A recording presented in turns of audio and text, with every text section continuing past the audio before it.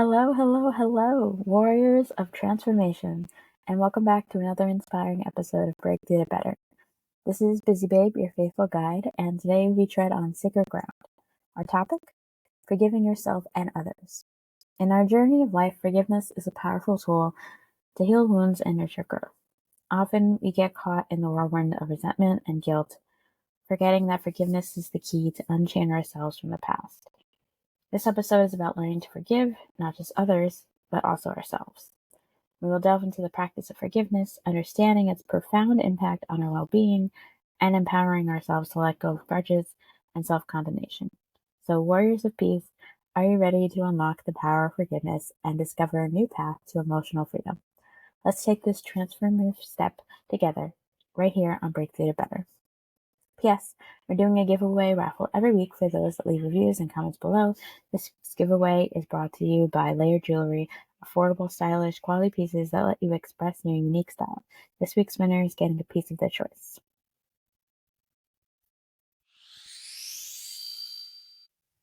All right, let's get into it. So forgiveness.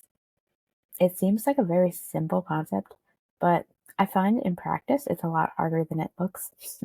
um, and for many different reasons, that is. Because I find that most people can do either one of the two. They can forgive, but they can't forget, or they can forget, but they can't forgive. And that is very deep resentment. Um, or they say they forgave. They maybe even gave a verbal apology, but they didn't really forgive. Not deep down, anyway. And there are a lot of stories of very successful people who in the past have forgiven other people, only to realize years later that they didn't actually really forgive them.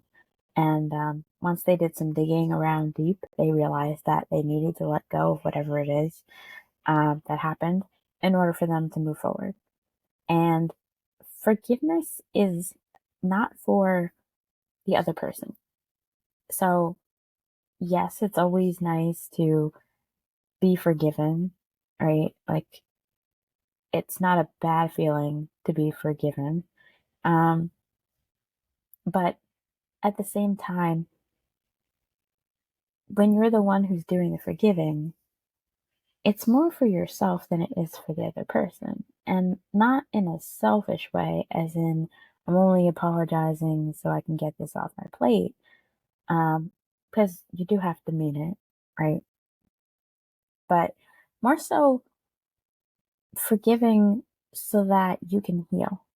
Forgiving so that you are not holding on to a toxic feeling or letting it build up into your body as a really insidious emotion that can touch everything else you do.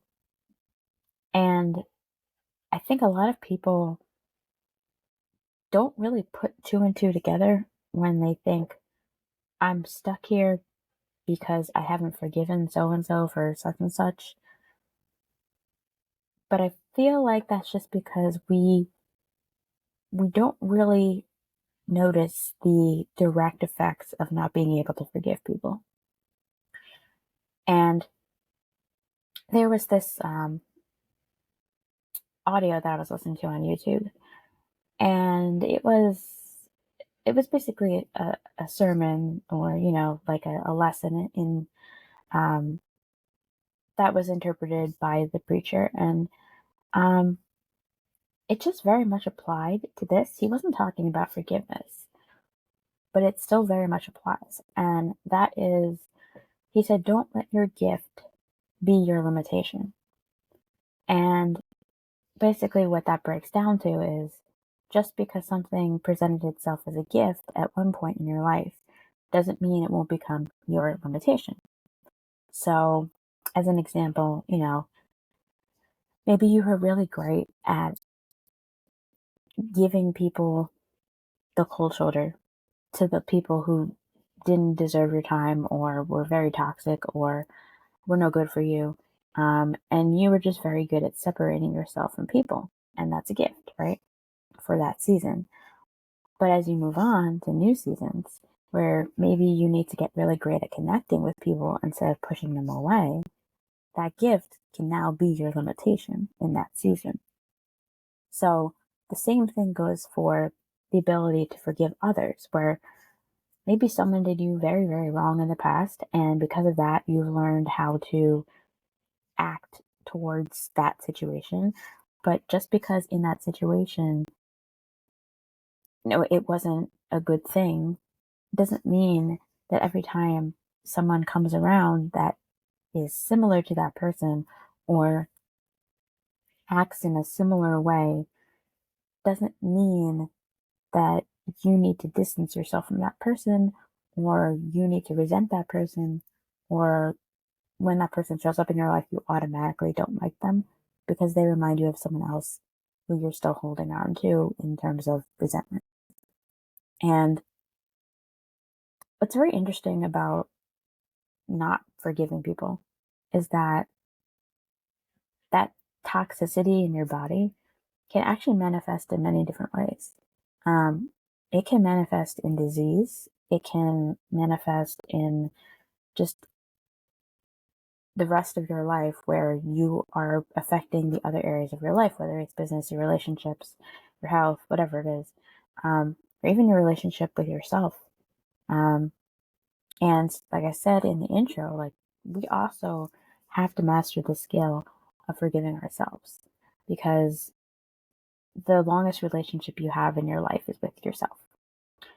And if you can't forgive yourself for either not being able to handle a situation in the past, making mistakes in the past, not having the knowledge to act accordingly in the past, um, anything really that you feel is unacceptable that you did in the past, um, your future is going to be very hard, especially because your relationship with yourself determines so much of your success and your ability to do life.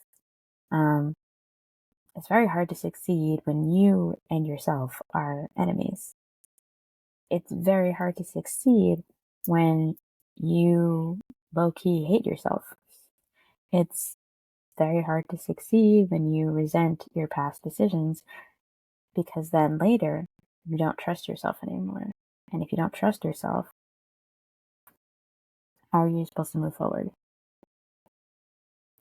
So I believe that self forgiveness is a little bit different than forgiving someone else. Sometimes people find it even harder to forgive themselves than others. And I think that just comes from a place of having higher standards for yourself than other people, um, and being too close to the situation to see what really is going on. Um, which is why therapy is so important, by the way. Everybody should go to therapy. I don't care who you are, it'll help. Just to get an outside view of what's really going on in your head, I think is priceless. Um, but that's another talk for another day. Um, but yeah, I feel like forgiving yourself is a little bit harder because you're so attached to the situation and because you have different standards for yourself than you do for other people. And you can't take a break from yourself and forget. I mean, unless you have like high grade amnesia, but then you have other problems, right? So um, you just need to heal from that past version of yourself and just show compassion. Show compassion to yourself like you would show compassion to someone else. For example, if someone, you know, does you wrong and I don't know, something big like I'm thinking of John Wick where someone kills his dog and he goes off on a whole revenge plot. But you know, it's a bit extreme of an example, but let's just say I still haven't seen the movie, but I know the gist. So let's just say, someone kills your dog and you go crazy and you just start revenging on anybody who was ever involved with it. Um, that's maybe a harder hole to dig out of when you're forgiving other people and yourself for your actions. Um, but then there's also things like someone bumps into you in the hallway or looks at you weird or stares off into space and doesn't really hear you. And they'll say, "Oh, I'm so sorry." And it'll be almost like a knee jerk reaction. And we're so quick to say, "Oh my gosh, I'm so sorry about that." Um, and we don't think twice. But when it comes to something that is emotionally scarring, it's a lot harder to forgive. I feel like the ability to forgive someone is in direct correlation to how much it actually hurt you, your belief system, your ego, or just your um, paradigm of the world. For example, if you went into a relationship, let's say it's your first relationship, and you thought, well, no one ever cheats. My parents are together for 50 years. Um, never ever they never ever split up. They've been dating since day one, and they have nothing but good, you know, relationship. But then your first relationship happens, and maybe the guy or the girl or whoever cheats on you, and suddenly your paradigm is completely different. What you thought was true about all relationships is no longer true. And of course, that big shock of what you thought was true versus what is reality, that's a bigger gap to bridge. And because of that's a bigger gap, it might be, probably will be, a lot harder to forgive that person than it would be if, say, they forgot your birthday. Because at that point, forgetting your birthday is more of like an ego thing. Like, how could you forget my birthday? Right? Like, it's me. And that's an ego thing. But paradigm shifts and shaking people's core beliefs, that is something that is very, very hard to forgive. Um, so while some things are not going to be hard to forgive, maybe someone lost your pen, that borrowed it and said they would give it back. It's okay. It's all right. Don't worry about it. And we forget it ever happened and we move on. And it's no big deal.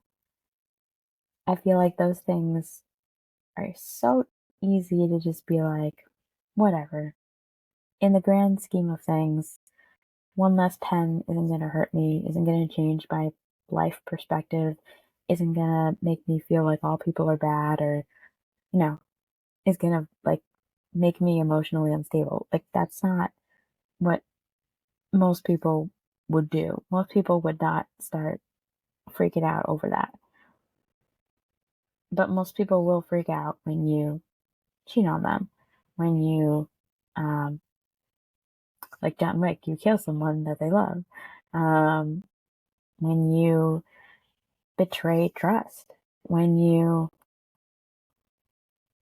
thought that something was going one way and it wasn't going that way at all, and when people manipulate you, when people are trying to use you, when people steal from you. It's all essentially under the bubble of trust, but um, they say trust is like a mirror. Once you shatter it, even if you put it back together, there's still cracks in it. And it's a lot harder to build it back. And most things that are hard to forgive, they are shattering someone else's trust or your trust. And things have to be rebuilt.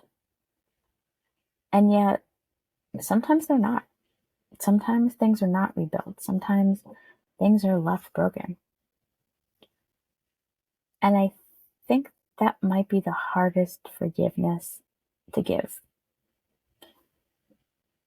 We often think that I will forgive that person once I get closure, once they apologize, once they right the wrong. But that's not always how it works. In a perfect world, yes, you'll get an apology or someone will send you something to make up for it, or, you'll have a talk and finally realize why it, never worked out or whatever. Um, but that's not how it always goes. And just because you don't get closure in the way that you want it, and just because you don't get an apology, or just because things are left ambiguous, doesn't mean you still can't forgive the person. And that circles back to my first point, which is that forgiveness is not for the other person. Forgiveness doesn't mean that what they did was okay. Forgiveness doesn't mean that you are letting it go, as in telling them what you did was all cool. It's in the past. It's fine. Whatever. Doesn't matter. No, because it obviously does matter to you. And it obviously did shake you. Otherwise, you wouldn't feel that strongly about it. And so we forgive so that we can move on. It's funny because some of the things that we can't forgive of other people, they're still moving on with their lives. And they don't give it any attention at all. Not even a second of thought. They just go on oblivious and they live their life and they move on and they grow and they succeed and they, just do life. Not a care in the world. But here we are still sitting here, stewing over everything that happened, and we're still being resentful, still stewing in that anger, still stewing in that emotional turmoil. And that's why we need to learn to forgive other people, especially if there is no closure, because you will be poisoning yourself with that emotion. It's like putting poison in a glass of water and drinking it and thinking that it's going to poison the other person. Obviously, we don't want to poison people. We don't want to do that. I just watched The Hunger Games again, and there, President Snow always poisoned his enemies. So we don't want to do that. But metaphorically speaking, if you are able to forgive another person, regardless of the circumstance, regardless of how it ended, regardless of um, how big of a forgiveness needs to be given, um, you are freeing yourself up for better things, bigger things, more abundance, more blessings. The law of attraction, for example, works because you are at a higher frequency and you attract that frequency. And if you are always at that frequency where you always feel resentment, you always feel anger, you always feel like you are wronged or a victim, even, um, you're going to be vibrating in a lower frequency. Even if you put in the work, even if you do all this other stuff on the back end, that inability to forgive that person is going to be bringing you down. It's going to be dragging you down to a lower frequency. And when you're at lower frequencies, what do you attract? You attract lower frequency events, lower frequency people, lower frequency um, life, just not the things that you want in your life, especially if it's a victim mentality, because we have that power to forgive some other person. We don't have to wait around till that person apologizes to forgive them, which I think is great, because if we had to do that, if we had to wait for someone else to apologize to forgive, the world would be a mess. There are some people who will never apologize. They don't think they did anything wrong. And even though that is silly and stupid and just nonsensical, We need to be the bigger person. We need to be the stronger person. We need to set that ego aside. We also need to put ourselves first at the same time because it will help us. And we need to forgive others. And like I said before, forgiving yourself for past mistakes is great. That should be a form of self-love. But sometimes we aren't the ones who make the mistakes. Sometimes other people will mess up. And while we have such high standards for ourselves and lower standards for other people, we can't let that be a deterrent for us to have standards.